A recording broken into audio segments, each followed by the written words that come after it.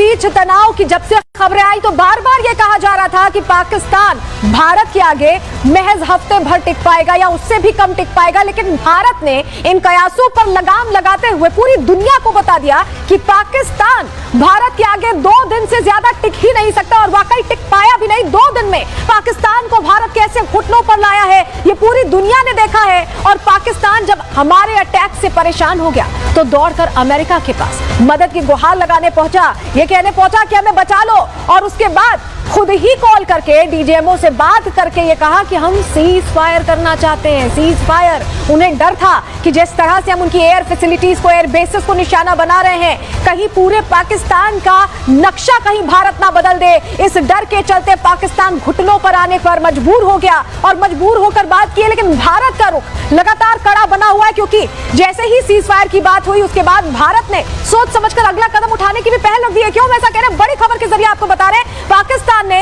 रहम की भीख मांगी है भारत सरकार से। ये बहुत बड़ी जानकारी जो मिल रही है हमें, क्योंकि लगातार पाकिस्तान को अब यही लग रहा है कि भारत ने अगर सोच लिया, अगर वो हमारे एयर बेसिस को पूरी तरह से ध्वस्त कर सकता है, वहां पर अपने मिसाइल्स दाग सकता है, तो पूरा नक्शा भी पाकिस्तान का भारत बदल सकता है। ये और बड़ी खबर आपको बताएं कि अब पाकिस्तान ने रहम की भीख मांगी है। भारत सरकार ये आधिकारिक तौर पर कह रही है कि पाकिस्तान अब कह रहा है कि हमें बख्श दो, क्योंकि जिस तरह से हम इनके एयर बेसेस ध्वस्त कर रहे हैं, इनके होश उड़ गए।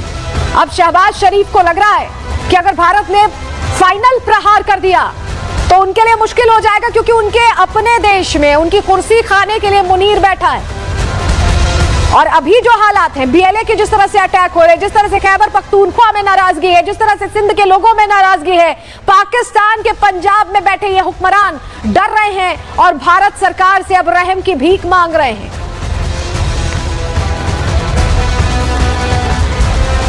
जब हम कह रहे हैं कि 10 तारीख की सुबह बहुत काली रही है पाकिस्तान के लिए, तो उसके साक्ष्य भी सामने आए। हम यूं ही नहीं कह रहे, जरा तस्वीर आपको दिखाते हैं, क्योंकि वो तस्वीर बड़ी है और पूरी दुनिया वो तस्वीर देख रही है। तस्वीर देखिए, ये रहीम यार खान इनका एयरबेस है, और यहां पर जब हमने पिन पॉइंट अटैक किया तो कैसे इस एयरबेस की तस्वीर बदल गई। ये तस्वीर बताती है कि पाकिस्तान को इसीलिए भारत से डर लग रहा है। पाकिस्तान को लग रहा है कि 10 मई जैसी सुबह अगर एक और आ गई तो उनके लिए बहुत दिक्कत हो जाएगी। वो अपनी आवाम को क्या कहेंगे? यही वजह है कि अपनी आवाम को उल्लू बनाने के लिए अलग अलग बयान दे रहे हैं। और ये जो तस्वीरें हैं वो खुद कई तो ऐसे लोग हैं जो तस्वीरें देख चुके। अगली तस्वीर देखिए, जकोकाबाद का एयरबेस, ये देखिए, ये जो धमाका हुआ है, जो धुआं ही धुआं हो गया है, यही धुआं पाकिस्तान के उन तमाम एयर बेसेस पर फैलता दिखाई दिया, क्योंकि भारत ने सीधा मैसेज देने के लिए सीधे अटैक्स किए। हमने पहले आतंकी ठिकानों को निशाना बनाया था, लेकिन इन्होंने क्या किया? इन्होंने हमारे सिविलियन एरियाज में अटैक करने की कोशिश की, रिहायशी इलाकों में, सैन्य ठिकानों में।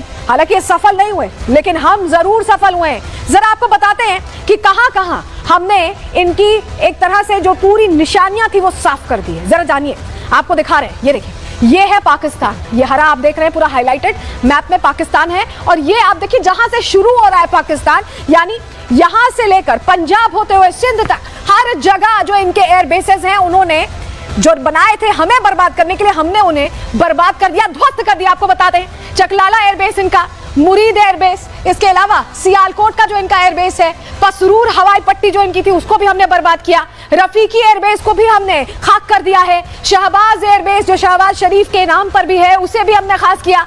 यहीं पर रहीम यार खान एयरबेस जो है इनका पंजाब से थोड़ा नीचे, उसको भी हमने ध्वस्त किया है, वहां भी हमने अटैक किए हैं। सुकूर एयरबेस की बात करें और चुनियन एयरबेस की बात करें तो ये स्ट्रैटेजिक मूव था भारत का। उनकी तरफ से कोशिश ये की गई कि हमारे सैन्य ठिकानों को टारगेट करें, लेकिन कहीं भी कोई नुकसान नहीं हुआ, लेकिन हम नुकसान पहुंचाने में सक्षम रहे। बड़ी खबर आपको बताएं, रहीम यार खान एयरबेस को बर्बाद कर दिया गया है। सेना ने ये खुद बताया, सेना ने आधिकारिक तौर पर यह बताया कि पूरी तरह से जो इनका रनवे है रहीम यार खान बेस का, वो ध्वस्त हो चुका है। तो ये जानकारी बहुत महत्वपूर्ण इसीलिए हो जाती है क्योंकि पाकिस्तान अभी भी ये पोर्ट्रे कर रहा है अपनी आवाम को कि ये उनकी जीत है, लेकिन सच्चाई तस्वीरों के जरिए सामने आ रही है। भारत से ऐसी पाकिस्तान से एक और बड़ी खबर मिल रही है, पाकिस्तान का नूर खान एयरबेस भी बुरी तरह तबाह हो गया है। चकलाला में है पाकिस्तानी एयरफोर्स का नूर खान एयरबेस। तो अलग अलग तस्वीरें वो सच्चाई बयां कर रही है पाकिस्तान के लिए कि कैसे पाकिस्तान महज 2 दिन में हाथ जोड़ने लगा, कैसे महज 2 दिन में घुटने पर आ गया, कैसे महज 2 दिन में हमें फोन करके ये कहने पर मजबूर हो गया कि सीज फायर करिए, हम पर और अटैक मत करिए, जबकि हमारी तो जवाबी कार्रवाई थी। लेकिन इनकी कार्रवाई में और हमारी कार्रवाई में फर्क यही है कि हमने जहां चाहा वहां इनकी ऐसी तैसी कर दी, इनके ठिकानों को ध्वस्त कर दिया, तबाह कर दिया। लेकिन ये चाह कर भी हमारा कुछ नहीं बिगाड़ पाए, क्योंकि हमारे एयर डिफेंस सिस्टम इतने मजबूत हैं, वो एक पूरी तरह से अभेद्य हैं। और यही वजह है कि इनकी कोशिशों को हमने, परखच्चे इनकी कोशिशों के उड़ाए, उसको मलबे में तब्दील कर दिया और इनके चेहरों को हमने मलबे में तब्दील किया। एक और बड़ी खबर, सीज फायर उल्लंघन पर पीएम मोदी का सख्त रुख सामने आया है। अगर वहां से गोली चले तो आप गोला चलाइए, ये कहा है। अगर पाकिस्तान हमला करेगा तो भारत भीषण पलटवार करेगा। तो भारत अभी ये कह रहा है, खुलकर कह रहा है कि अगर पाकिस्तान ने अब हिमाकत की हमारी तरफ आंखें दिखाने की, तो हम कड़ा जवाब देने को तैयार हैं। हमारे साथ बड़ी टीम ग्राउंड जीरो से जुड़ी हुई है। हमारे साथ हमारे सहयोगी गुरसिमरन जुड़े हुए हैं, सुमित जुड़े हुए हैं, जतिन जुड़े हुए हैं। लेकिन गुरसिमरन, सबसे पहले मैं आपके पास आ रही हूं। यह कहना प्रधानमंत्री का कि अगर पाकिस्तान अटैक करता है तो आप कड़ा जवाब दीजिए, ये बहुत बड़ी बात है और बहुत बड़ी मैसेजिंग है पाकिस्तान तक, अमेरिका तक, चीन तक। देखिए, बहुत बड़ा मैसेज जो है प्रधानमंत्री नरेंद्र मोदी द्वारा दिया जा रहा है इस बात से कि गोली का जवाब जो है वो गोले से दिया जाएगा। इसका मतलब बिल्कुल साफ है कि सुरक्षा बलों को अब किसी ग्रीन सिग्नल की जरूरत नहीं है। जितने भी सिग्नल उन्हें पाकिस्तान पर आक्रमण करने के लिए चाहिए वो उनके पास मौजूद हैं। पाकिस्तान की एक गलती और पाकिस्तान को रहीम यार खान और चकलाला जैसे कई बेसिस जो हैं वो खोने पड़ सकते हैं। ये बात इस बात से बिल्कुल साफ हो जाती है, क्योंकि लगातार जिस तरह से प्रधानमंत्री नरेंद्र मोदी तीनों सर्विसेज चीफ से मिल रहे हैं, अलग अलग मुलाकात हो रही है, रणनीति बनाई जा रही है, खाका बनाया जा रहा है, तो आप मान के चलिए कि ये युद्ध विराम संधि है। अगर इसमें कहीं भी पाकिस्तान ने आनाकानी की तो उसका जवाब पाकिस्तान को जो 7 मई को मिला है वही एक बार फिर से मिलेगा, जब भारत की तरफ से बड़ा प्रहार जो है पाकिस्तान के आतंकी कैंप्स पर ही नहीं, अब पाकिस्तान कोशिश करता है तो वो समझ ले कि हमारी तैयारी भी बड़ी होगी और जवाब भी बड़ा होगा।